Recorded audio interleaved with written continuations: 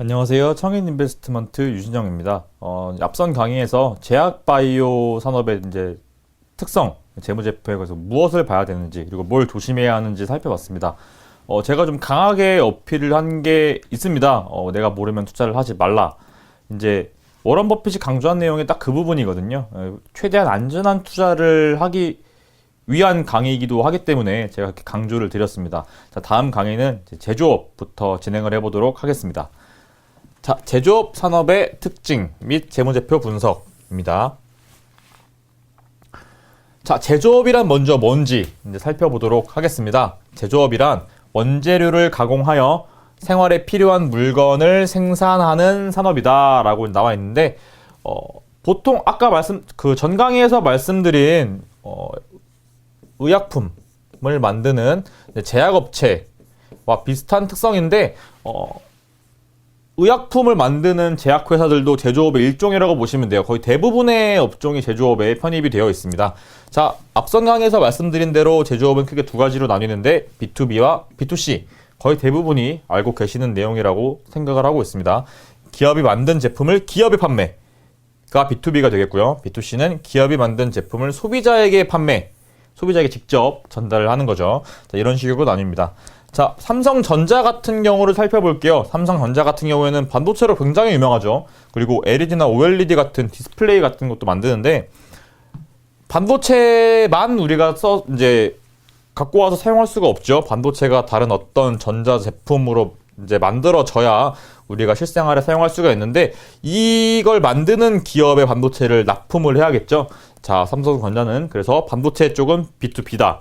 하지만 B2C도 있습니다. 자, 보통 핸드폰, 모바일 제품 같은 경우에는 B2C로 많이 사용을 하겠죠. 뭐 갤럭시 S 시리즈라든지 뭐 스마트워치 같은 게 있겠고요. 가전제품도 있겠죠. 뭐 삼성에서 이제 파는 TV라든가 이런 것들이 있습니다. 자, 제조업 투자 시 고려해야 될 사항을 한번 살펴보도록 하겠습니다. 먼저 브랜드 파워. 이건 워런 버핏도 강조한 내용인데, 누구나 알고 있는 브랜드가 가장 좋겠죠. 뭐 예를 들어 삼성이라든가 코스피 시총 1위죠. 그리고 시총 2위 SK 하이닉스라든지, 반도체에서는 이 두 회사가 전 세계 점유율 거의 대부분을 차지하고 있죠. 그리고 코카콜라, 미국 기업인데 이제 코카콜라 같은 어떤 기업의 브랜드 파워가 높다라고 할 수가 있겠습니다. 그리고 가격 결정력을 갖고 있는지 우리가 좀 알아봐야 되는데요. 전방산업일 경우, 이제 전방산업이 뭐냐면 A기업, B기업, C기업이 있다고 해보겠습니다. 자, A기업 같은 경우에는 소비자에게 가장 가까운 쪽으로 이제 납품을 한다고 우리가 가정을 해볼게요. 그러면은 이 완성품을 만들기 위해서 B기업도 A기업에 뭔가 납품을 해야 되겠고, C기업도 B기업에 납품을 해야 됩니다. 그래서 뭔가 계속해서 만들어져가지고 이제 우리에게 오는 건데, 자, C기업 같은 경우에는 굉장히 뒤에 있죠. 지금 이 제품 공정 안에서 보통 이거를 후방 기업이다라고 우리가 보통 지칭을 하고요. 그리고 A기업 같은 경우에는 전방 기업이다라고 표현을 합니다. 자, 그럼 살펴볼게요. 전방 산업일 경우에는 판매 가격에 대한 결정권을 갖고 있어야겠죠. 소비자에게 직접 전달하기 때문에 우리가 만들 때 썼던 그런 비용들을 고객한테 부담을 시켜야 합니다. 그래야 우리 기업의 매출이 올라가죠. 자, 고가 브랜드 제품을 한번 볼게요. 이제 루 땡땡땡 가방이라든가 뭐 이런 거를 보게 되면은 굉장히 고가 브랜드입니다. 굉장히 가격대가 높은데 이 가방 하나를 만드는데 들어간 원가는 굉장히 적습니다. 근데 우리는 왜 굳이 엄청난 금액을 지불하면서도 이 가방을 구입을 하냐? 브랜드 가치가 높아서 그렇습니다. 이 브랜드에 대한 가치를 고객한테 요구하는 거죠. 따라서 가격 결정력이 있다라고 우리가 할 수가 있는 겁니다. 자, 후방 산업일 경우에는 전방 기업에 대한 가격 결정력이 높으면 좋겠죠. 이거 좀 힘든데, 보통 가격 결정력을 후방 기업이 갖기에는 조금 힘듭니다. 근데 어떻게 하면은 가격 결정력을 후방 기업도 가질 수 있냐? 기술력입니다. 후방 기업의 기술력이 높다면 전방 기업에 대한 어느 정도의 가격 결정력은 우리가 가질 수가 있겠죠. 왜냐하면 독보적인 기술력을 우리가 갖고 있다면 이 B 기업도 제품의 품질을 위해서 이제 C 기업의 제품을 계속 갖다 써야 하기 때문에 C 기업의 가격 결정력이 어느 정도 있는 거라고 볼 수가 있습니다. 자, 저는 슈퍼을이라고 한번 해보겠습니다. 자, B2B 기업 같은 경우에는 원가 추이를 분석하는 게 굉장히 중요합니다. 얼마에 사와서 얼마에 팔 거냐가 굉장히 중요하기 때문에 자, 원가 추이 분석, 매출 원가를 어떻게 관리하는지 그리고 매출 총익률을 적정하게 유지하고 있는지를 우리가 살펴보면 될 것 같고요. 자, B2C 기업 같은 경우에는 제가 앞선 강의에서 말씀을 드렸는데 소비자한테 직접 전달하기 때문에 유통비가 굉장히 많이 듭니다. 근데 유통비는 어디에 포함이 되냐? 판매비와 관리비에 포함이 됩니다. 따라서 판매비와 관리비 분석을 통해서 우리가 B2C 기업의 매출 구조를 어느 정도 분석을 해야겠죠. 자, 유통 채널을 효율적으로 관리하는지를 우리가 알 수 있고요. 그 영업이익을 적정선으로 유지할 수 있는가? 또 모두 판매비와 관리비를 어떻게 관리하는지에 따라 이제 결과가 갈리겠죠.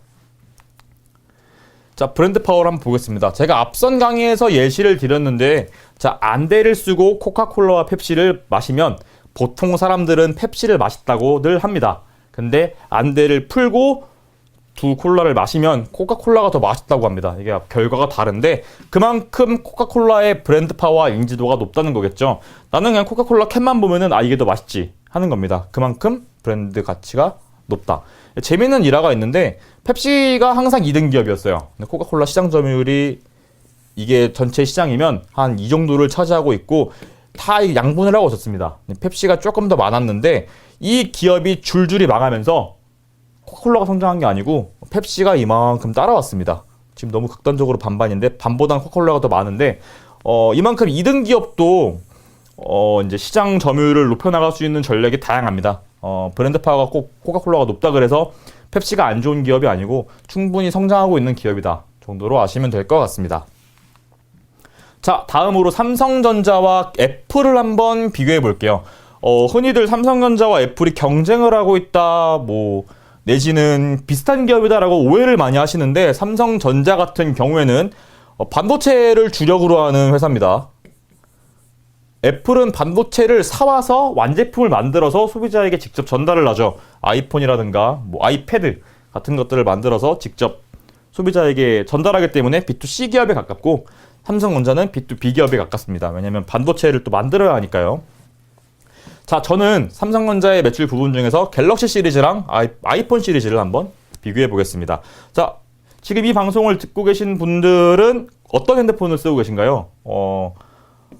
사람들마다 취향이 다르기 때문에 꼭 뭐가 좋다라고 제가 딱 말씀을 드릴 수가 없지만 각 모바일 핸드폰이 추구하는 가치가 있습니다. 거기에 브랜드 파워가 다 편입이 되는 거겠죠. 애플 같은 경우에는 스티브 잡스의 정신이 들어가서 손안에 있는 모든 세계라는 걸 기치로 내걸어서 가장 먼저 시장에 들어왔고요. 삼성전자가 좀 따라가는 그림이 됐는데 후발주자이면서도 시장 점유율은 굉장히 높죠. 앞서 말씀드린 펩시처럼 이런 식으로 이해를 하시면 됩니다. 뭐가 좋다고 할 수는 없지만 각 상품, 제품의 특성이 반영이 되어 있고 소비자는 내가 추구하는 특성이 이게 더 맞다면 나는 갤럭시 S 시리즈를 구매한다. 가격이 얼마가 됐든 라고 이제 표현을 할 수가 있습니다. 자, 가격 결정력. 앞에서 잠깐 설명을 드렸는데 싸게 사서 비싸게 판다가 기치입니다. 왜냐하면 기업은 돈을 많이 벌기 위해서 수단과 방법을 가리지 않는 게 보통입니다. 왜냐하면 기업의 가장 큰 주된 목적은 이윤 극대화하기 때문이죠. 자, 그래서 제일 싸게 사와서 제일 비싸게 판다가 기업의 목표가 되겠습니다. 그게 가격 결정력이다. 전방 기업 같은 경우에는 말씀을 드렸지만 후방 기업한테 싸게 사와서 흔히 말하는 갑질을 하는 거죠. 싸게 사와서 효율적으로 만들고, 그러니까 기계 같은 것도 가장 효율적으로 최적화를 시켜서 만들게 되고, 그리고 고객들한테 가격을 부담하는 겁니다. 이렇게 말씀드리면 조금 뭔가 제품을 구매하실 때 좀 뭔가 좀 싫은 감정이 들 수도 있겠지만 이게 기업이 추구하는 목적입니다. 자, 매출액을 만들어낼 때 어디에 얼마나 쓰는가를 봐야 되는데 이건 비용의 성격별 분류라는 이제 항목이 있습니다. 주석에 있는데요. 한번 예시를 가져왔어요. 한번 천천히 살펴볼게요. 자, 제품 및 제공품의 변동 이거 안 보셔도 되고요. 자, 이걸 보셔야 됩니다. 원재료, 저장품 및 소모품의 사용 얼마나 사용했냐를 우리가 봐야 되겠죠, 당연히. 그리고 종업원의 금연은 내가 얼마를 지불하고 있는지, 기술료는 얼마고 지급 수수료는 얼마가 되고를 쭉 보시면 됩니다. 뭐가 제일 많이 들어가는지를 보시고 이 기업이 해당 원가를 어떤 식으로 조율하고 있는지를 보시면 될 것 같습니다. 자, 그리고 비용이 많이 드는 산업이 있어요. 내가 원치는 않지만 최소한 이 정도는 써야 제품이 만들어지는 그런 산업이 있겠죠.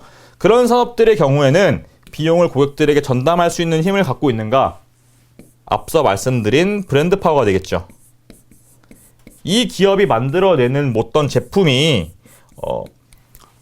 한 10만 원 정도의 가격으로 시장에 나왔는데 시장에 있는 소비자들이 10만 원만큼의 값어치가 있고 그 10만 원 이상의 효용을 가질 수 있다면 이제 10만 원을 아까워하지 않고 사겠죠. 그만큼 브랜드 파워가 중요하다는 겁니다.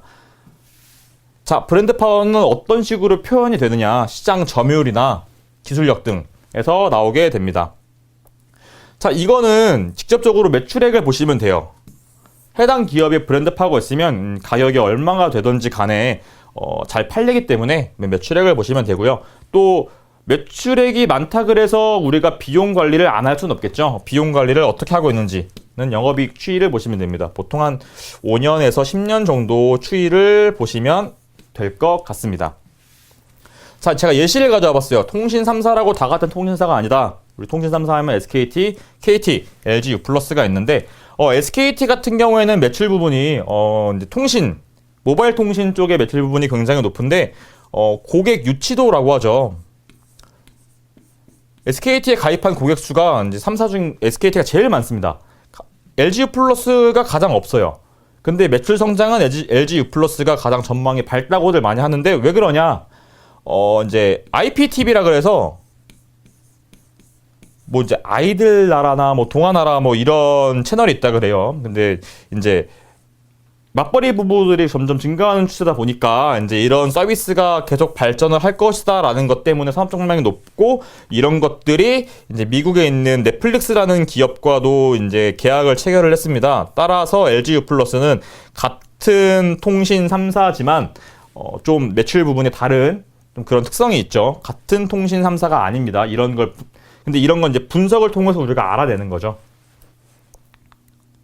자, 앞서 말씀드린 슈퍼얼입니다. 우리는 후방 기업이지만 힘을 가지고 있다를 제가 설명을 드리겠습니다. 자, 압도적인 시장 점유율과 기술력이 굉장히 중요합니다. 후방 기업은 전방 기업에 고가로 납품할 수 있는 기업. 자, 너네가 우리 거 아니면 뭘 쓸 건데? 너네 그 제품의 품질을 유지하기 위해서 어떤 걸 쓸 건데? 라고 주장할 수 있는 그런 기업이 경쟁력이 있는 기업이다. 체크를 해주시면 되겠습니다. 또 하나 볼게 주요 거래처가 소수 집중형인지 글로벌 기업에 다각화되어 있는지 여부를 검토하는 게 굉장히 중요합니다. 이 부분은 사업보고서에 있는 주석, 재무제표 중에 주석에 보시면 이제 내용이 들어가 있는데요. 글로벌 기업에 다각화되어 있는 기업 같은 경우에는 이제 코텍이 되겠습니다.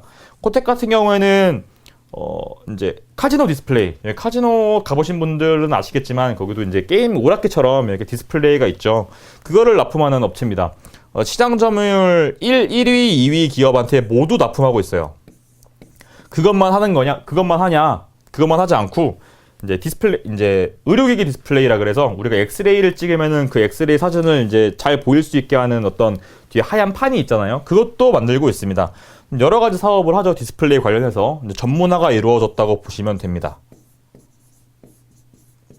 그리고 어느 정도의 매출처를 다양하게 두고 있죠. 메카로는 이제 코스닥 시장에 상장된 반도체 기업인데 메카로 같은 경우에는 코텍과 다르게 조금 소수 집중형이에요. SK하이닉스나 삼성전자에 주로 납품을 하고 SK하이닉스 비중이 조금 높습니다.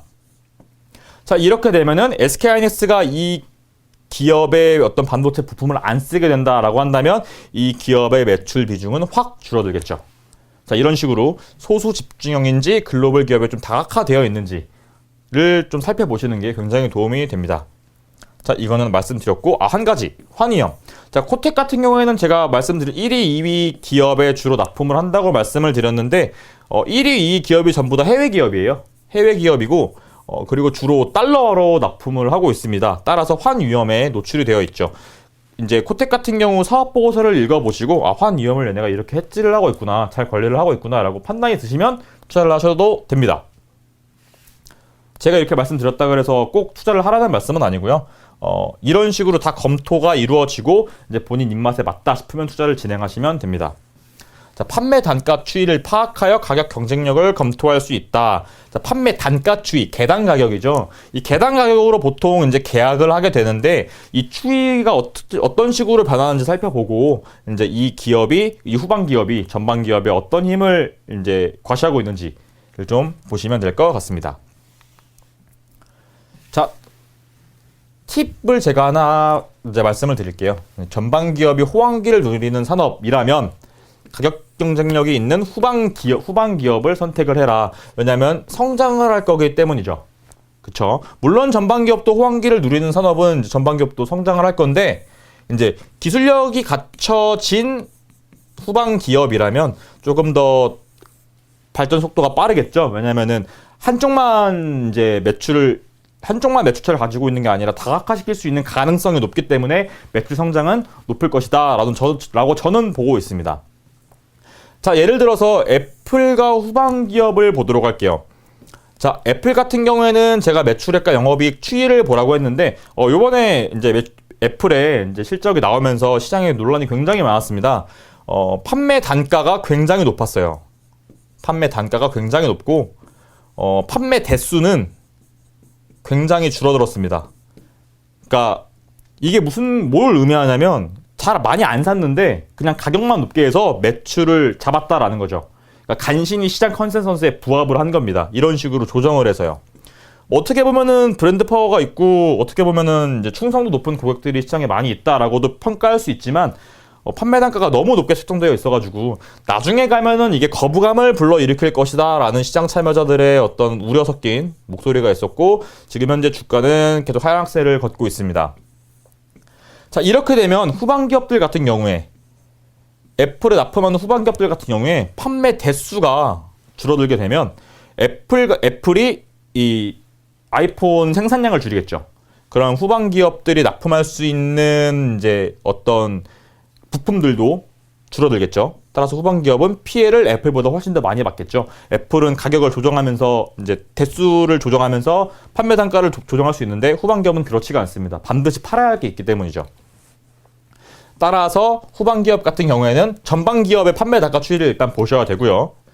위에 예에서 말씀드린 이제 애플이 아이폰의 판매 단가를 어떻게 책정하고 있는지를 보셔야 되고 이제 거래처가 얼마나 다각화되어 있는지 애플에만 올인하는 게 아니라 여러 기업에 납품을 하면은 굳이 애플이 이런 식으로 하더라도 다른 기업의 매출처가 있기 때문에 보다 안전한 투자가 이루어질 수 있다라는 겁니다. 자, 이런 것들은 주석에 명시가 되어 있습니다. 자, B2B 기업과 B2C 기업의 재무제표를 한번 비교해 볼게요. 계속 반복해서 말씀을 드리는데 예를 들어서 삼성전자나 SK하이닉스 같은 기업들 같은 경우에는 반도체 수요처는 전자제품을 만드는 타 기업이다. 이거 앞서 설명을 드렸고요. 시장 점유율이 굉장히 높죠. 이 기업들 같은 경우에는. 그리고 공급량 컨트롤을 통해서 가격 결정력을 갖고 있는가. 대부분의 반도체를 생산하고 있기 때문에 충분히 가능합니다. 공급량을 줄여서 이제 가격을 결정할 수가 있죠. 자, 반도체 산업이 보통 성숙기 산업이라고들 많이 얘기하는데 제 생각은 조금 다릅니다. 이제 그건 제 개인적인 생각이니까 설명은 생략을 하겠고요. 성숙기 산업이라고 가정을 해볼게요. 성숙기 산업이라면 매출 다각화, 그러니까 사업 부분을 확장하는 거죠. 가령 다른 사업에 진출을 하기 위해서 시설을 투자를 한다든지 이런 식으로 매출 다각화를 위해서 현금을 얼마나 보유하고 있는지, 현금 흐름은 지속적으로 성장을 할 가능성이 있는지 혹은 적정선은 유지하고 있는지를 보셔야 합니다. 자, 주요 원가 중에서 뭘 중요하게 봐야 하냐? 저 같은 경우에는 매출 원가를 굉장히 중요하게 봅니다. 자, 매출 원가가 왜 중요하냐면 이제 부품을 사와서 생산을 해야 되기 때문에 후방 기업에 대한 가격 결정력이 있어야겠죠. 삼성전자와 SK하이닉스는 당연히 있겠죠. 세계 굴지의 기업들이기 때문에 후방 기업에 행사하는 영향력이 상당할 겁니다. 따라서 저는 영업이익률과 매출총익률 중에 뭘 더 중요하게 보냐, 매출총익률을 조금 더 중요하게 본다. 물론 영업이익률도 중요는 합니다. 자, B2C 기업 같은 경우에는 제품의 최종 수요처가 소비자입니다. 앞서 말씀드렸죠.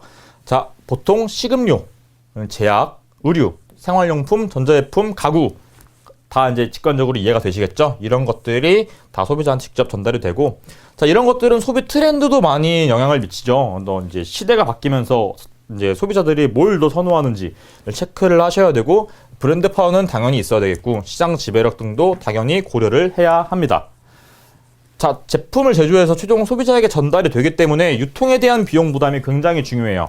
따라서 판매비와 관리비 추이를 좀 중요하게 봐야 한다라는 겁니다. 자, 여기 있죠. 판매비와 관리비. 판매비 관리비가 이렇게 있는데, 판매비와 관리비 주성 내용을 살펴보시면 운송 보관료, 견본비, 포장비, 경상개발비, 수출비용 등 다양한 비용이 있습니다. 여기서 운송 보관료가 굉장히 높죠. 따라서 해당 기업은 B2C 기업이다라는 걸 알 수 있고, 추이를 보시면서 이 기업이 운송비를 어떤 식으로 관리하고 있는지를 좀 체크를 하시는 게 굉장히 도움이 되겠습니다. 자, 다음 바로 수주업에 대해서 우리가 살펴보도록 하겠습니다. 수주업 같은 경우에는 제가 넣은 이유는 남북경협 관련주들이 많기 때문에 요새 투자들을 굉장히 이제 현혹하고 있죠. 그래서 제가 가져와 봤습니다. 자, 수주업에 포함되는 산업은 뭐냐? 먼저 수주업이 뭔지를 살펴볼게요. 자, 발주처로부터 수주를 받아 발주처가 원하는 결과물을 오랫동안 만들어 인도하는 산업이다. 오랫동안 계속 만들어서 완성품을 이제 발주처에 줘야겠죠. 수주업에 포함되는 산업을 한번 보도록 하겠습니다. 건설사, 조선사, 중공업, 시스템 통합산업, 이거는 이제 좀 제외를 하도록 할게요. 보통 이제 시스템 인티그리티에서 SI라고 많이 쓰는데, 이런 건 좀 이해하기 힘드니까 이런 것들이 있다. 대부분의 남북경협 섹터 종목들이다. GS건설, 현대이포조선, 현대중공업, 삼성 SDS, SK 등이 포함이 되어 있습니다. 이제 SDS 같은 경우에는 시스템 통합산업에 들어가 있다고 보시면 되겠어요. 오랫동안 생산하기 때문에 재무구조에 오류가 발생할 수 있습니다. 몇 년에 걸쳐서 수익과 비용을 인식을 해야 돼요. 계속 만들면서 수익 인식을 그때그때 인식을 해야 되기 때문에 발생주의와 현금주의의 차이가 발생합니다. 이건 제가 뒤에서 자세히 설명을 드릴게요. 자, 이건데요. 가령 3년간 총 수주 금액이 3억이라고 해보겠습니다. 보시면 손익계산서상 수익은 이제 9천만 원, 1년 차에 9천만 원인데 실제 현금 흐름은 8천만 원이 이제 들어왔어요. 자, 2년 차에는 1억을 잡았는데 실제 현금 흐름은 9,500만 원이네요. 자, 차이가 1,000만 원, 500만 원. 3년 차에 이 회사는 1억 1,000만 원을 이제 인식을 했는데 실제 현금 흐름은 1억 2,500만 원이 되겠죠. 하지만 합계는 3억으로 동일하다. 자, 이게 왜 차이가 나는지 이제 살펴보도록 하겠습니다. 미청구공사라는 계정 과목 때문에 그래요. 이건 수주업의 어떤 특성인데 수주업에서만 나오는 계정 과목입니다. 자, 미청구공사란 뭐냐? 아직 대금 청구가 되지 않은 공사다.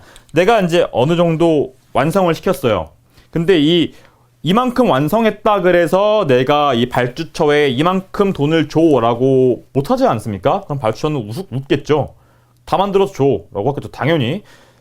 근데 발생주의 회계 원칙은 이걸 용납을 하지 않습니다.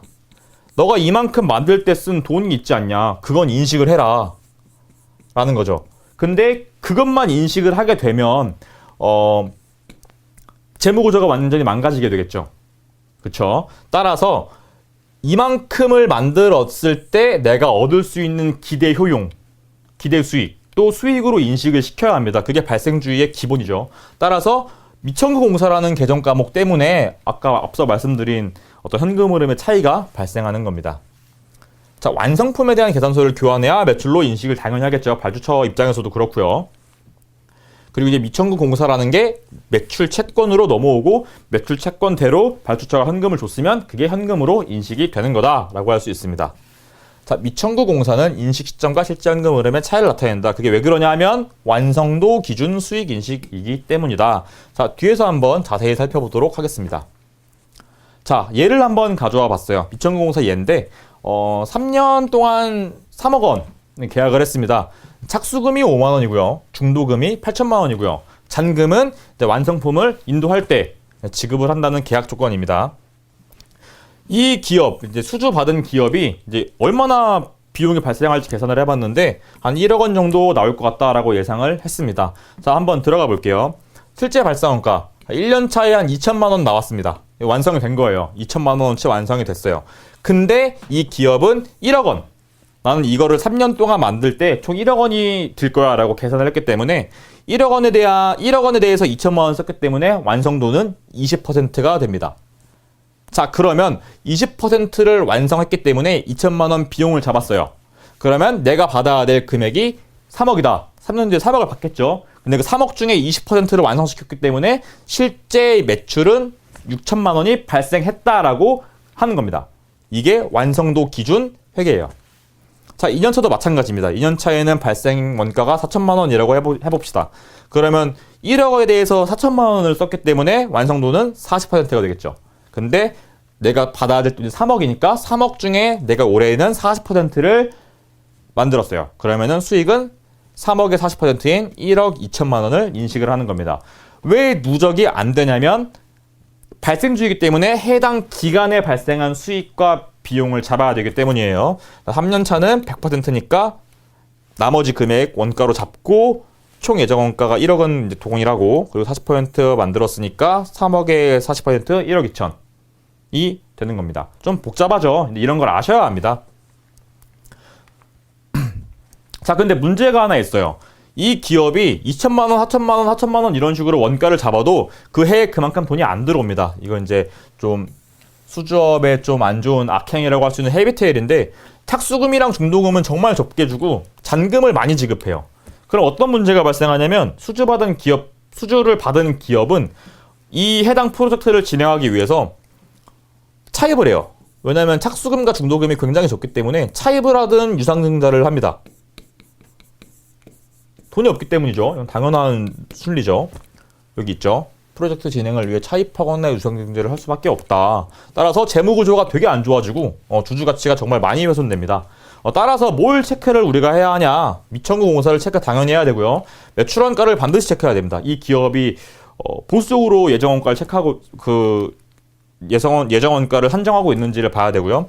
현금흐름표를 봐야 되는데 이런 헤비테일을 극복하기 위해서 이 기업이 이제 좀 긍정적인 현금 흐름을 계속 발생시키고 있는지를 우리가 체크를 해야겠죠. 원활한 현금 회수가 안 될 시에는 재무 구조를 악화시키기 때문에 현금 흐름표를 굉장히 중요하게 봐야 한다. 현금 회수가 원활하지 않는다면 이자 비용 지급 능력을 갖고 있는지를 평가를 해야 합니다. 이 기업이 현재 쌓아놓은 현금이 얼마가 있는지를 보면 되겠죠. 자, 미청구 공사의 추이를 살펴보면서 향후 재무 건전성을 평가해야 하는데 뒤에서 한번 살펴보도록 할게요. 자, 보수적인 회계처리를 하고 있는가? 앞서 말씀드렸는데 그 예정원가라고 아까 앞서 그 계정 과목을 소개시켜 드렸죠. 이 기업이 아까는 1억을 책정을 했는데 그 얼마나 보수적으로 이제 책정을 하는지를 봐야 합니다. 자, 매출 원가율이 높다면 당연히 투자를 보류해야겠죠. 얘네 마진율이 적다는 겁니다. 마진율 생각도 안 하고 막 들러붙어서 그냥 우리 그 프로젝트만 따온다 이러면 좀 안 좋은 기업이 되겠죠. 따라서 매출 원가율을 굉장히 중요하게 봐야 한다. 만약에 매출 원가율이 굉장히 높아요. 매출 원가가 굉장히 높은데 프로젝트가 실패를 했어요. 그럼 그 한 해 매출은 그냥 바로 적자 전환할 가능성이 굉장히 높습니다. 따라서 적절한 매출 총이익을 유지를 한다면 매출 추이의 큰 흐름은 영향을 주지 않는다라는 결론을 우리가 얻을 수 있겠죠. 자, 이제 수주잔고라는 거를 우리 살펴봐야 되는데 수주잔고 같은 경우에는 총 이제 이 기업이 수주를 받았어요. 그 여러 기업들한테 수주를 받았는데 지금 완성을 열심히 하고 있어요.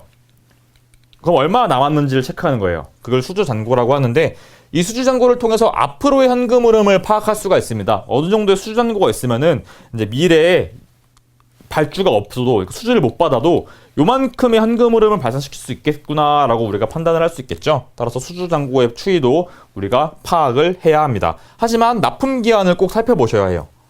이게 단기에 끝나는 건지 아니면 좀 길게 끌고 갈 수 있는 것인지를 우리가 평가를 해야 되겠죠. 자, 이거는 2015년 기준 예를 제가 가져와 봤는데 코스피에 상장되어 있는 A라는 기업의 사례입니다. 자, 미청구 공사가 굉장히 많아요.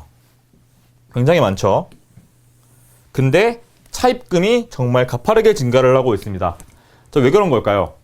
미청구 공사에 대한 현금 흐름도 안 잡히고 현금 흐름은 안 잡히는데 프로젝트는 계속 진행을 해야 되고 따라서 돈이 없기 때문에 차입을 하게 되고 결국 해당 기업은 산업은행으로 넘어갔습니다. 이런 식으로 굉장히 이 흐름이 중요해요. 이게 투자의 정말 한 끗 차이로, 이걸 받냐 안 받느냐 차이로 내가 들고 있는 주식이 휴지 조각이 되는지 아닌지를 가눌 수가 있겠죠. 자, 다음은 B기업입니다. B기업 사례를 한번 살펴볼게요. 영업 매출액, 영업이익, 당기순이익이 꾸준히 나오고 있습니다. 심지어 당기순이익은 쭉 고성장을 하고 있네요. 자, 미천구공사 적정선을 유지하면서 점점 감소하고 있죠. 이건 어느 정도 이제 매출 채권으로 전환이 되고 있다라는 걸 의미를 합니다. 자, 영업활동 현금 흐름을 볼게요.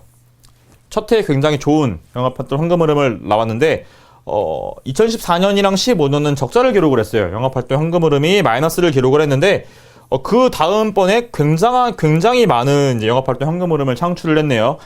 이런 식으로 그냥 단기간에 영업활동 현금 흐름이 마이너스가 나온다면 그냥 무시하셔도 됩니다. 왜냐하면 산업의 특성상 이런 식으로 한 번쯤은 나올 수가 있어요. 이게 프로젝트가 갑자기 시작이 되는 거면은 비용 선정하고 막 이런 일들 때문에 굉장히 돈을 많이 써야 하거든요. 따라서 이렇게 긍정적인 현금 흐름이 나오고 있는데 한 두회 정도의 소폭의 마이너스는 우리가 그냥 감내하고 넘어갈 수 있다. 왜냐면 산업의 특성이기 때문에 이런 식으로 넘어가시면 될 것 같습니다. 자, 여기까지 우리가 제조업이랑 수주업에 대해서 좀 살펴봤는데 제가 계속 말씀드리지만 수주업 같은 경우에는 최근 남북경협 섹터가 굉장히 핫하기 때문에 우리가 최소한 이것만큼은 보고 투자를 하자 라는 생각으로 가져와 봤습니다. 많은 도움 되셨으면 좋겠고요. 저는 이제 다음 시간에 제가 이 방송을 보시는 분들께 좀 특별한 팁을 좀 드리고 싶어서 스페셜 팁 코너를 마련해 봤습니다. 저는 다음 방송 때 뵙겠습니다. 감사합니다.